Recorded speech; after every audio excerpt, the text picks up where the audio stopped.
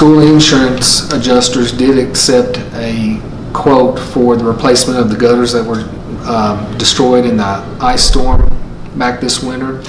However, there are more details to be worked out as far as what the actual scope of replacement will be, what gutters are to be replaced and what are not.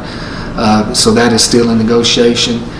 However, while the company that was quoting the gutters was up on the roof of the buildings, just about every building had significant hail damage, so we are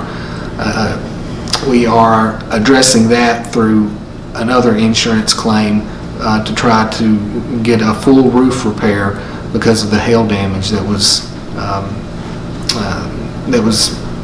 caused during our last heavy thunderstorm. So the gutters will hopefully be repaired by the beginning of this school year, but we still are in tracking down, doing the business of insurance and working with adjusters and trying to get this done as quickly as possible, but it's still taking some time to get to the final solution.